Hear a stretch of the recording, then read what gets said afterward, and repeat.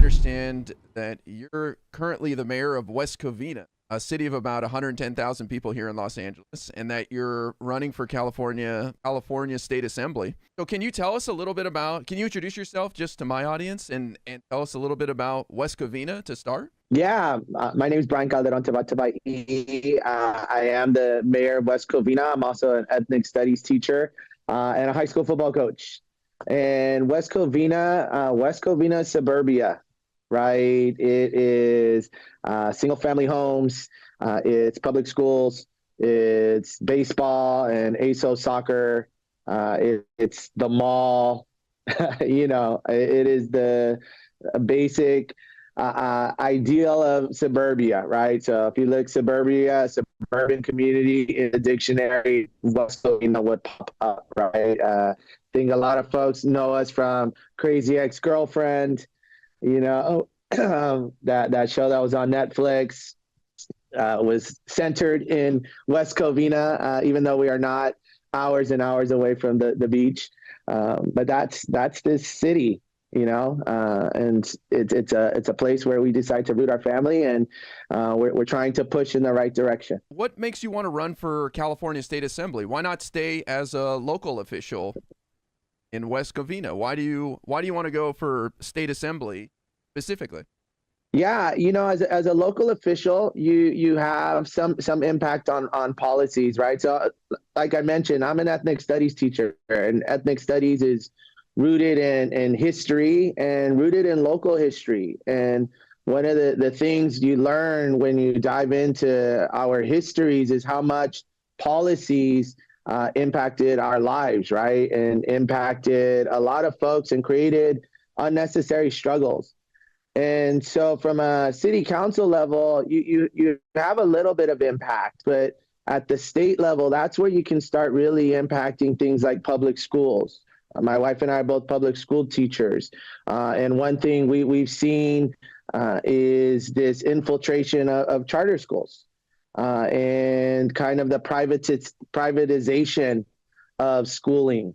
And, when you're in a community, one of the institutions that really is necessary for communities to flourish are the schools, are the public schools. High school, it's over 100 years old. So when you are at an institution that is over a century, that is a space that is generational, right? And so you have folks all over the country who, when I'm in Arkansas visiting family, or I'm in Illinois visiting family, I'll run into folks that are graduates of Almighty High School.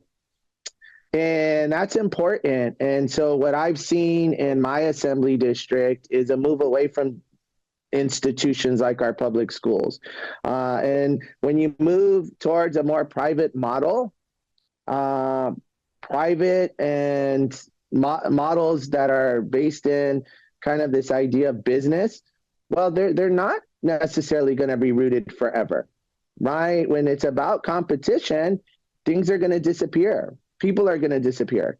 And so that's been one of the major motivations to run beyond the city council level. And so I'm assuming then that there's no influence that the city can have on the spread of charter schools. That comes from the state level with the state policy towards education in general. Yeah, and the school districts, right? So in local politics, right, you have your city councils that we are in charge of things like infrastructure, in charge of public safety. We make rules on businesses and code policies on what kind of housing can be built. But then you have your school boards. And those school boards then become responsible for how the schools function, whether or not charter schools are able to access public funds, right? Are they able to come into community? And so when you have that, it's really, this is where an assembly member can have a role in all of it, right? So this will allow me to continue doing a lot of the work I did as a council member, but now also be able to do work in the educational space. So, again, in the state assembly. We have a lot of impact on funds for affordable housing. We have impact on workers' rights and allowing for unionization, right? So all of these things are things I kind of touch on at a local level as a council member, but it'll allow me, like I said, a bigger reach, and then also allow me to get into the educational space, which is where my career has been for over 2 decades. And how do we push back on charter schools? It seems like they're winning the battle, shall we say, and that people are kind of abandoning their old schools and their districts. They don't seem to have that bond, like you said, anymore. And, as somebody, I consider myself more moderate liberal. It does seem like capitalism run amok in some ways, in that they're trying to privatize this thing that we've cherished, that the government has run for so many years. So how do you win back the public trust to invest in school districts and not move further towards charter schools? Yeah. So again, one of the big issues, and I'll just kind of give you what the example of what's happened in Los Angeles. My wife teaches at Trinity Elementary School in South Los Angeles, and on her campus is co-located a charter school, right? Like this parasite that just landed on the campus. And there are days where the students at Trinity can't access the yard, can't access certain rooms on the school campus, really going back to Brown v. Board of Education, right, where you had separate but equal situations. And charter schools, they like to say that they're completely inclusive, but charter schools do their admissions through lotteries, right? So again, you're already filtering out a set of students. If their parents don't know to apply to get into the school, you already filter them out. And then again, like I said, they're taking this funding. One of the reasons why I think charters have been able to gain access is because of their political influence. Again, I'm a Democrat, and I'm running against an incumbent Democrat, and she is one of the biggest acceptors of charter school donations. And so when you have legislators who've been captured by big donors in the charter school movement, and then they use their influence to help elect school board members that also, right, are captured by all the money that's coming in from the charter schools. And again, we're talking about millions of dollars in these, some small local elections, right? You have myself, I'm a teacher, my wife's a teacher, we're grassroots, we get like $5 donations, $10 donations. When you're going up against millions of dollars, it's very difficult. And that's how they've been able to infiltrate places like City of LA, and now coming out into the suburbs. Wow. You brought up your opponent. We here in the live streaming space engage in some drama, shall we say. So I think it would be interesting from audience to hear about the person that you're running against. I looked her up, and she's been in that seat since 2016. She's a bit of a celebrity in the state assembly because she has a sister in the state senate. But she ran unopposed, I saw, in 2018 and 2020. And in 2022, she had a Republican opponent that she beat handedly. So why have no Democrats challenged her up to this point? I'll be honest. When I first mentioned that I was going to run, the Democratic Party, the Democratic, labor groups, environmental groups, they all rolled their eyes.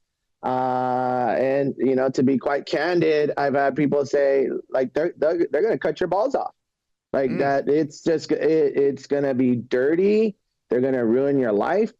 Don't do it. You don't do this. And so again, and I think it's true. I saw they put out like a website trying to like say bad things about you.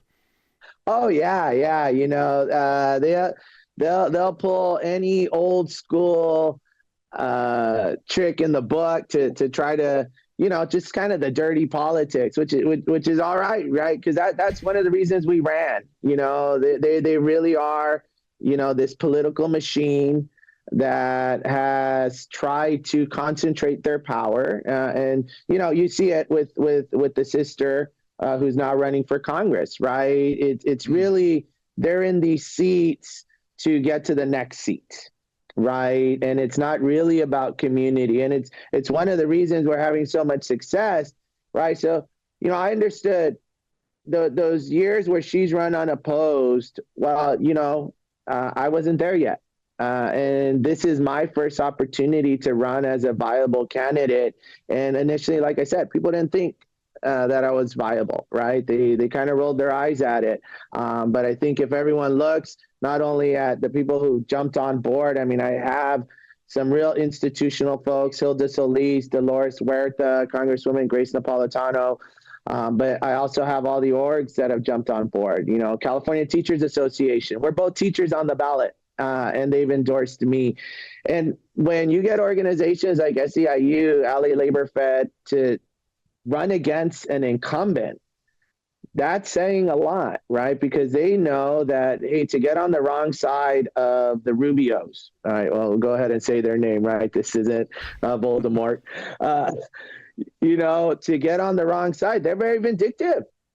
And they will go at you. And it took a long time, and I had to fight. I had to fight real hard for these endorsements. Yesterday I got another endorsement, right? We have the primary March 5th, and here we are into February.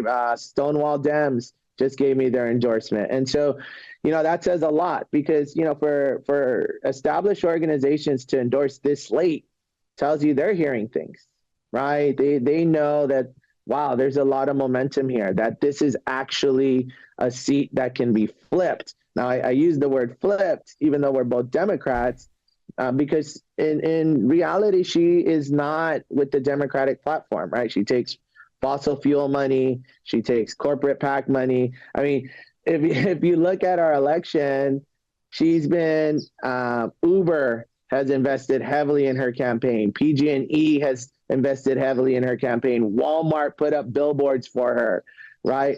Because those corporate PACs, the fossil fuels companies, know that her seat and keeping her seat is so important to make sure that legislation that helps workers, that helps fight climate change, that is pro-public school, those pieces of legislation will never see the light of day, because Blanca will kill it in committee.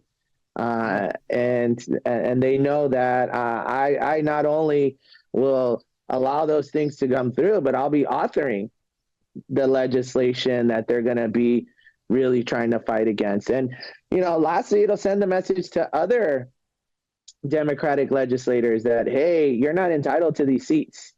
And that folks that really believe in working people, believe in unions, believe in the need to fight against climate change, the need to make affordable housing, that, hey, you know what, we can run against some of these mod Dems that really are Dems in name only, right? The dinos, that they can be moved out, right? There's a way, and you can just follow the plan that we've set forth.